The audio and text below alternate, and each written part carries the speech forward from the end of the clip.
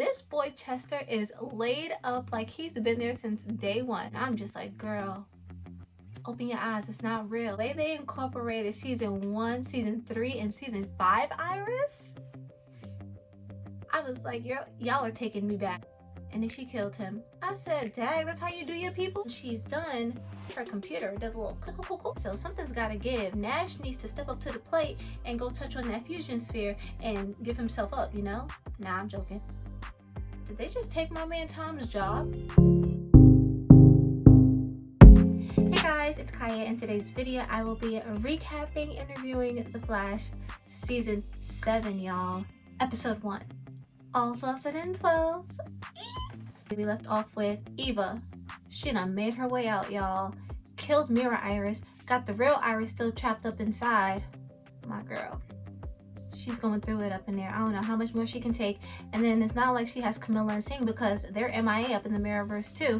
Barry, you know, his speed is gone. We still trying to bring that back. Official Speed Force in the works.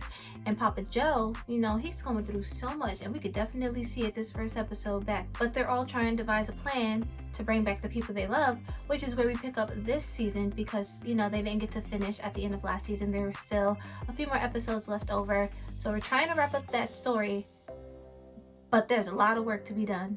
Since this wasn't intended to be the first episode of the season, it felt a little weird just because we now have Team Flash, which consists of Chester, Allegra, and Nash, since Cisco and Caitlin are on their own journeys right now. So it definitely took a lot more in this first episode back for them to try and help Barry get his speed back. And Barry, I mean, listen, he lost his wife. He didn't even know his wife was missing that whole. It took him so long to figure out that was not Iris. So this is a lot for him to process, you know. His wife is MIA. He doesn't have his speed. He doesn't know what to do in this situation because there's no way he feels he can really help until he gets his speed back. Eva is just way beyond him right now. It seems like Eva keeps coming out on top, which she is because she's in this position of power, and without his speed, there's not very much he can do.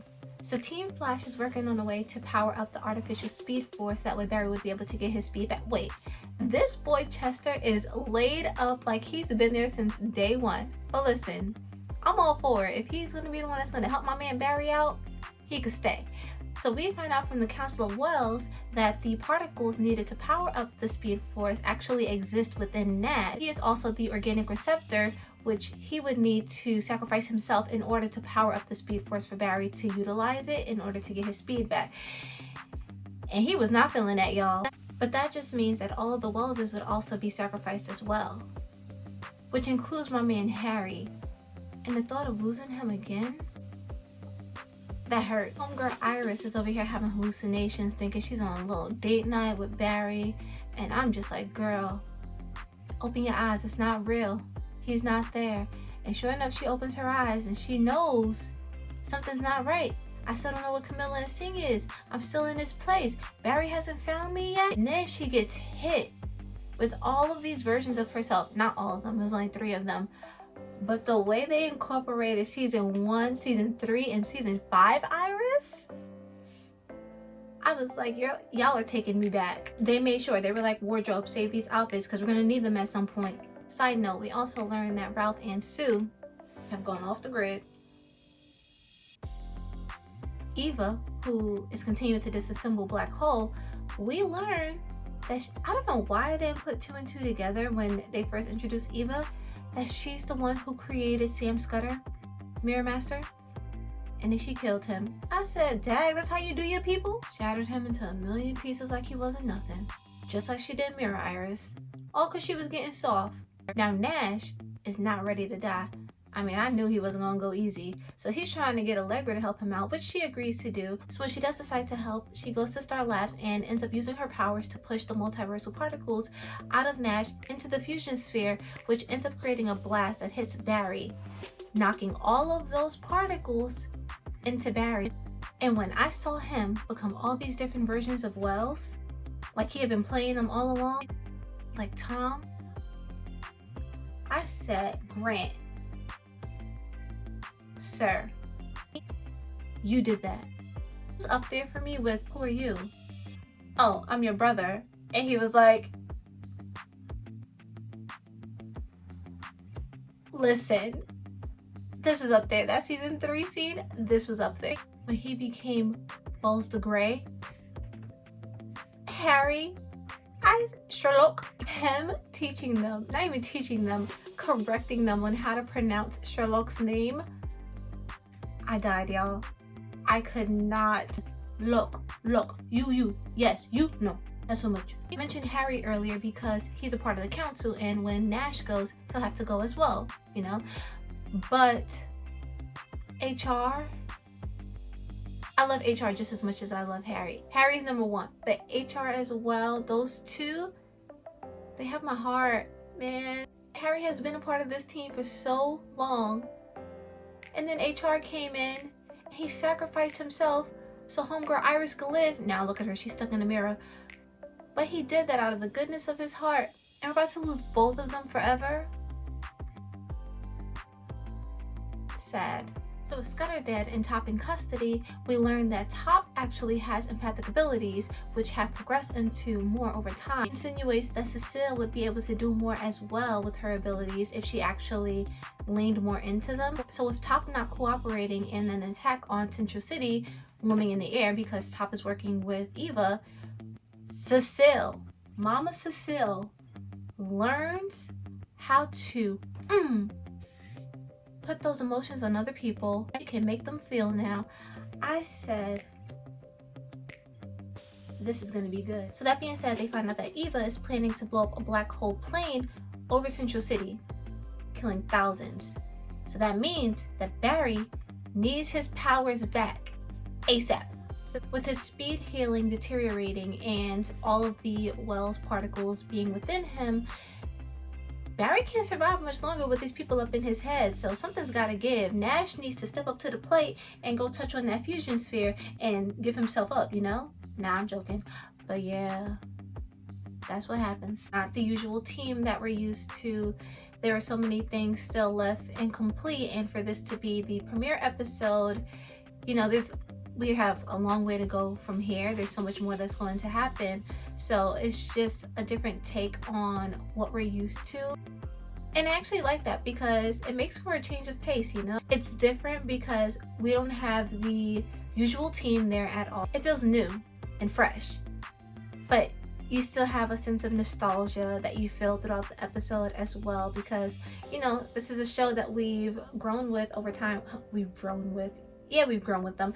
This is a show that we have seen grow, and we followed along with them for the last 6 seasons, so you can definitely feel a different energy. I feel like it made for a really great opener, especially with them over here filming during a pandemic. Thank you for even making this season. So Nash ends up speaking to Harry after Team Flash realizes that Barry cannot contain all of the Wells particles within him, and he lets him know that Team Flash is actually the one that has made all of the Wellses better people overall, and that he's already become better because of them, which gives Nash the push to accept your fate as the organic receptor and go put those paws on the fusion sphere. Oh, this girl Eva ends up finding footage from her husband because, you know, now she has taken over his company after she done killed the man. And come to find out, she did die. Who's this? A mirror version. If there's a Wells, there's a way. So Nash ends up grabbing onto the fusion sphere so he can sacrifice himself so that way they can power up the Speed Force for Barry. This was too much. I was hurting. He allows all of the Wellses to come in and basically say farewell to Barry because everyone has had a connection with him in some way. I wanted to bawl my eyes out. And then it also sucks because Caitlin and Cisco weren't there to see it. And I was like, did they just take my man Tom's job? So the whole scene with them saying their farewells, and I knew they were gonna save my man Harry for last. I just knew it. And every time it switched to a different Wells, it just built up more and more with his emotions. And Grant in that scene, amazing. And you could really see the connection between him and Tom because the way they played out that entire scene, with him gradually getting more emotional with each version. No, it was the run, Barry, run. For me, I said, take me back. That's why he was the most choked up with the one he knew the longest, my man Harry. And Allegra, she's hurt because Nash, he about to be out. And he's been trying to make a connection with her all along, but homegirl was giving him the cold shoulder most of the time. And now that she's seeing that he's no longer going to be there, it's hitting her. And now she's just feeling hurt because she didn't really give him a chance. She didn't get to really know him. Now she's not going to have that chance. Now that all the Welleses have kicked the bucket, Barry gets his speed back. And then he goes and stops the plane. Now Barry, Chester, and Allegra are just remembering the different versions of Wells and trying to figure out where they go from here and how to go about saving the people that they love and care about. And they know they're not going to let them die in vain. Because if my girl don't get out that mirror... Oh, Camilla and Sing can come out too. So Iris realizes that the versions of herself that she was seeing in the Mirrorverse was Eva playing with her mind, and she just needs to stay centered and focused on getting herself out. And she knows that she must be getting close to figuring things out because Eva's playing too many games up in here. So she goes back to what she was working on earlier in that episode, which happens to be a message that she was typing. And once she's done, her computer does a little click, click, click, click, or something weird, and she looks taken aback by it. But based on next week's trailer, we're up to next week's trailer, y'all. Based on next week's trailer, it looks like homegirl has figured out how to message between home and the Mirrorverse. Cisco will hopefully be returning soon because it just feels weird. We have Chester, who makes for a little comedic relief, but can you imagine Cisco and Chester full on Team Flash? The laughs will never stop. My girl's not going to be the same when she gets out that mirror. I feel like she will not know what's truly reality versus what she was experiencing in the Mirrorverse. My girl Iris, like, you probably go touch her, but she don't know if you're real or not. You call her and she jumps. I think Barry's definitely going to have her take some trips to Dr. Finkel because she's going to need some therapy after this. But then they're gonna have to figure out a story to tell this lady. Still, I am so excited to see how her powers continue to grow over the course of this season and how she learns to really use them. And Papa Joe, he just looked like he missed his daughter, y'all. He just want his baby back. I mean, he got Jenna, but Iris is his OG baby. And I know my man Tom isn't gone for good. They're gonna find a way to bring him back. He can play anything. I seriously get so excited to see what character he's gonna play next. Season 7, man. That is everything for this week's episode, y'all. And I will see you next week. Peace.